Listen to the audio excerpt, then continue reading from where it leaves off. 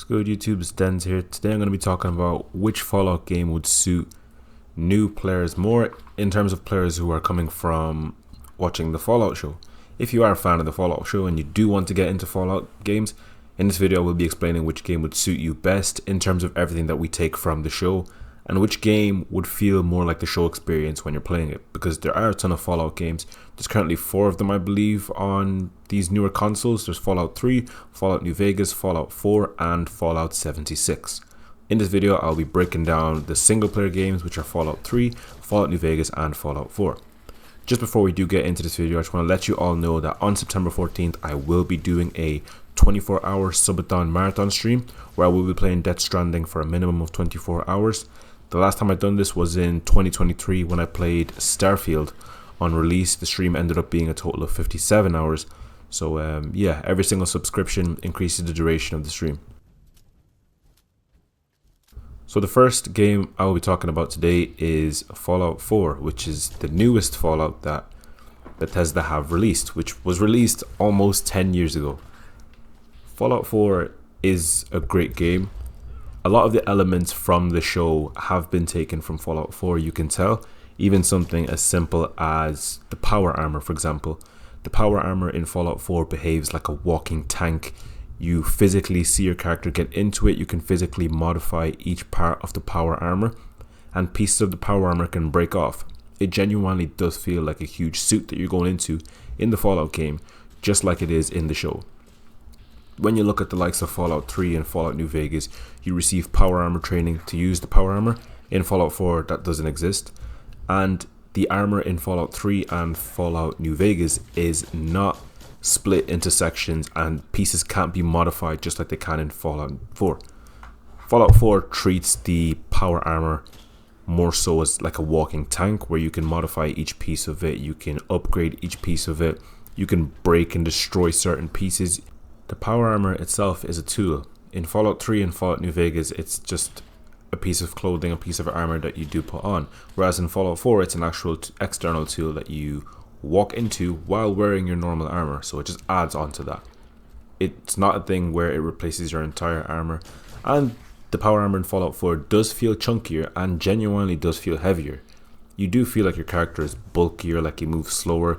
There's no fall damage in Fallout 4 when you drop from somewhere high with the power armor, whereas in Fallout 3 and Fallout New Vegas, seeing as they're just another piece of clothing, of course fall damage is still there. But yeah, just the power armor alone is a huge reason why Fallout 4 could potentially be the closest game to the Fallout show. I mean, you do see in the show a couple of characters do have power armor, more so the Brotherhood of Steel characters, and for those who found the power armor really cool, I think if you do want that power armor experience that you do see in the show, then Fallout 4 would definitely, easily be the best game to play for that. Another thing I want to talk about Fallout 4 is base building. Fallout 4 was the first Fallout and the only Fallout game where you can build up settlements, you can customize settlements, you can add trading routes, you can add shops to your settlements, you can have settlers living there, you can grow crops, you can build generators, water, anything you want. Fallout 4 is the only game that allows you to do this. We do see many settlements in the Fallout series. None are actually being built. I mean, potentially in the later seasons, we could potentially see some work being done in the settlements, similar to The Walking Dead when they were building on Alexandria. Fallout 4 is the only game that allows you to settlement build, so it does add that sense of realism where you can create your own community, station whoever you want at your community, and yeah, you know, just build a happy environment, a healthy environment. You can customize the environment however you want. If you want it to just be for trading, it can be for trading. If you want it to be an outpost for refugees, it can be one for refugees. Anything you want with settlements, you can create in Fallout 4. We haven't seen too much of it in the Fallout series, but I do believe it'll come more so in the later seasons, potentially season 2 also. But yeah, base building is definitely a big reason. A voiced protagonist is also a thing that we have in Fallout 4. I do know the protagonist, Lucy, is voiced in the Fallout series. I personally prefer the protagonists from Fallout 3 and New Vegas that are not voiced. But I mean, if you're coming from the Fallout show, you might want a voiced protagonist just so you can, in a sense, imitate and feel like the protagonist of the game, of the series, which is Lucy. So yeah, I mean, some people might like voice protagonist. I personally don't, just because I do feel sometimes what the game is telling me I can speak about and the way my character words it is not exactly what I'm thinking in my head. So that's why I don't like too much of a voice protagonist. Whereas I've played games like Skyrim, Fallout 3, where no voice protagonist says exactly what you wanted to say on the screen. But yeah, voice protagonist adds that sense of realism also. I mean, the Fallout series, Lucy is a very charismatic character, so you can create your own charismatic character. You can be whoever you want, so voice protagonist could be a big reason why people would like it. The gunplay. Gunplay in Fallout 4 is the best gunplay in any of the Fallout games. It is the more modern Fallout game, so that is kind of expected. I mean, it did come out, I believe it was 7 years after Fallout 3 and 5 after Fallout New Vegas. The recoil feels way more realistic than the other Fallout games. You can customize weapons, you can modify weapons, add whatever attachment, remove whatever attachment. So I do feel the gunplay sense as well, it does have that sense of realism. It does feel the closest to the show. And yeah, I mean, that's a big reason why. And then there's just other forms of realism in the game, such as the power armor that I mentioned. I mean, even something like a stim pack. When you take a stim pack in Fallout 4, you can actually see your character inject himself with the stim pack. Whereas in Fallout 3 and New Vegas, it kind of just, your health just shoots up where you don't actually see your character injecting itself with the stim pack. I mean, even if it's a thing of modifying your power armor, or if you're on a workbench, you can physically see your character at the station, at the workstation, putting in the work, modifying, doing the repairs. So that sense of realism, you actually do feel like you're working on whatever tool it is that you want to work on. Whereas Fallout 3 and New Vegas doesn't have that screen where your character is modifying or if he's building. But yeah, Fallout 4 is definitely a big one. Next game I'm going to be talking about is Fallout New Vegas. In my opinion, is the best Fallout game, just in terms of RPG elements. In terms of the Fallout show, I mean, we have Season 2 incoming, which is definitely taking part in New Vegas, so I feel like this one kind of is hard to have a say on, just because we actually haven't seen any of New Vegas. But I will talk about some gameplay elements, I guess, that connect to the series itself. I mean, a lot of the things I mentioned in Fallout 4 were very good for those who enjoyed the Fallout show.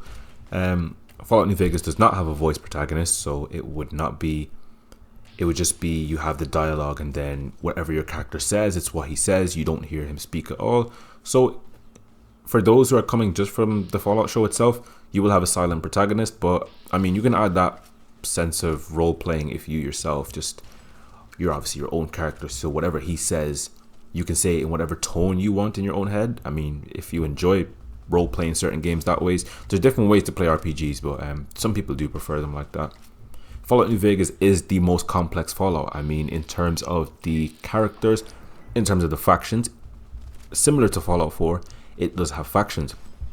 The settlements are better than Fallout 3. There is a lot of built up places in Fallout New Vegas. I mean, even the technology has improved. The likes of Mr. House. Mr. House has some crazy technology.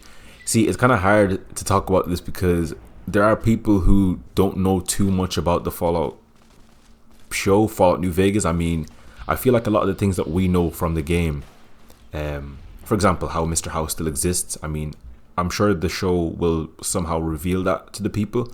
We obviously already know, those who have played the game, but then it kind of puts me in a position where, do I want to talk about that in a season that hasn't come out yet and potentially could be a spoiler? I'll do my best not to. But yeah, the technology in Fallout New Vegas is way better. So that's another thing. The roleplay elements of the game are very good. There's a bunch of factions that you can choose from that control different regions in the game. Different characters you can meet. I mean, very colorful cast of characters, very complex characters. The companions in this game have amazing storylines. You can progress them, build relationships with them. You can unlock deeper meanings with them, explore themselves a bit more. You can help them with their own troubles. Companions are very strong in this game. A lot of the places you can visit, I mean, a lot of the landmarks in this game are also a huge stand-up point. I mean, New Vegas is obviously one. Novac is another one. The Big Empty, the Divide. I think location-wise and landmark-wise, settlement-wise, just world-wise, Fallout New Vegas definitely has the best world in the Fallout games. So if you really just do want to create your own Fallout story, kind of in a sense away from the Fallout show, just because of the fact that it doesn't have the elements such as the tank behavior, power armor, and the voice protagonist, then Fallout New Vegas might just be the one for you. It is the wackiest and the most complex Fallout. it does have a lot of crazy stuff in it, but I mean, in a world like this that was destroyed like this, and the technology that's being created, the people you're meeting, the different forms of illnesses you're seeing, the radiation, this game might just be the one for you. It's the one for me. It's my favorite Fallout game. So if you do just want to break into Fallout and not care too much about too many elements from the show, Fallout New Vegas, big one. Definitely should go for that one. The gunplay in Fallout New Vegas is more so, not, the Fallout 4 one is better, but the New Vegas one isn't too bad. I mean, considering the game came out in 2010, the gunplay is decent for its time. Now, the Fallout 4 one is much, much better. I mean, even the recoil in that game. Fallout 3 and Fallout New Vegas, you don't even have recoil at all. So in that sense, you won't get the realism that you want from gunplay. But there are a lot of things. I mean, you can still craft weapons in Fallout New Vegas. You can still create weapons. You just won't have that form of realism where you can see your character doing the animation, where he's working on the weapon, working on the tools. Whereas, like I mentioned before in Fallout 4, you can see your character working on the power armor when you're modifying. You can see your character when he's working on armor, when he's modifying, and when he's working on weapons. So in sense of realism, Fallout 4 is definitely the one. If it's just RPG elements and being alive in the Fallout world, creating your own story, Fallout New Vegas definitely wins in that sense. Factions are very good, regions are very good, people you can meet are very good. You will get that Fallout feel in Fallout New Vegas. Not too much like the show, but this game definitely, in my opinion anyways, is the best Fallout game that you can play. I would probably recommend, if you're coming straight from the Fallout show, I would probably say play Fallout 4 first, just because it has a lot of the elements from the show. And then maybe after that, you can dive into the more deeper, complex New Vegas, which has a ton of elements. And you will see with New Vegas, it is a very, very complex game. A lot of layers into it in everything you do, whether it's the DLC missions, whether it's the story missions, whether it's just the side missions, the locations you visit, the lore, what you can learn, New Vegas itself. And if you play the game now, you might potentially spoil some stuff for yourself in Season 2 of the show, which comes out in December. So I would probably stray away from that for now and just go with Fallout 4. If it's a thing that you do watch the show, want to continue watching the show, I would probably say don't play Fallout New Vegas yet, because you potentially could spoil something for yourself that you might enjoy the reveal in the show instead. The next and last game I'll be talking about now is Fallout 3. My first ever Fallout that I've played, the game that changed gaming for me. This game holds a special place in my heart. It's a very, very, very good game. One of the best games I've ever played. We'll talk about Fallout 3. In terms of a Fallout feeling, in terms of a wasteland feeling, in terms of a lost all hope, world is destroyed, resources are scarce, Fallout 3 definitely has the best feel for that. Definitely. There are no major factions in Fallout 3. There's the Brotherhood of Steel. There's the Enclave, who don't have a massive standpoint in the capital wasteland. Then you have smaller ones like Talon Company, Mercs, and the Outcasts. But I mean, it's very, very unanimous and heavily the Brotherhood of Steel. And their presence isn't even as strong in this game as it is in the likes of Fallout 4. I would argue Fallout New Vegas, their presence is very strong still. But yeah, in terms of the best atmosphere for the wasteland, Fallout 3 definitely has that. The settlements in this game aren't as advanced as the settlements that you find in Fallout 4 and that you find in Fallout New Vegas. I mean, the Vegas Strip, all the electricity it has, even if you look at something like the Institute, they're heavily, heavily advanced in Fallout 4. Fallout 3 has nothing like that. Just the usual, everything is broken, the world feels destroyed. It definitely gives off the wasteland atmosphere and the dangers of it the best out of all the Fallout games. Companions can die in Fallout 3. That's the only Fallout game where companions can actually die. In Fallout New Vegas and in Fallout 4, if you play on survival difficulty, your characters can die. If you play on hardcore difficulty in Fallout New Vegas, your characters can die. But just the normal difficulties, your characters won't die. They'll just get knocked unconscious. Whereas in Fallout 3, all your characters can die. All companions can die except one, which is the super mutant, which is Fox. He's the only one that cannot die. But yes, that sense of realism where you're traveling with somebody and their life is extremely valuable, because if you guys do approach a situation in the wrong way, you could lose that player forever. And there's only a limited number of companions in Fallout 3.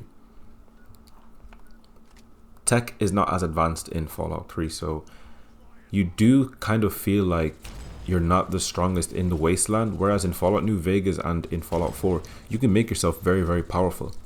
The power armor in Fallout 3 is exact same as Fallout New Vegas. You don't feel like you're in a walking tank. You don't feel like you're in a big bulky suit of iron armor. You don't feel like that at all. It just feels like any clothing that you put on, normal clothing that you put on. Whereas I think Fallout 4 has the best power armor physics and mechanics easily. Even the customization of it, I mean, that looks cool itself. You do feel like Tony Stark when you're working on that suit of power armor. But yeah, I mean, if you're just going, RPG elements in Fallout 3 are better than RPG elements in Fallout 4, I think. I think in terms of RPG elements, Fallout 4 is probably the worst one for it. That's not me saying it's a bad one. It's just me saying that the other two games are better. Some people might agree, some people might disagree. They're all great games to me, so that's why I'm not too fussed about it. Protagonist is not voiced in Fallout 3. Fallout 4 is the only game that has a voiced protagonist, so, I mean, if you do like Lucy and her charismatic nature, and you also want your protagonist to be voiced, then Fallout 4. The gunplay in Fallout 3 is the exact same as Fallout New Vegas. Literally the exact same, because they do share the exact same gaming engine. So recoil doesn't exist in Fallout 3. Fallout 3 is kind of the one that started it all for consoles. It was, I believe it was the very first Fallout game on console. I could be wrong, but I do feel confident in saying that.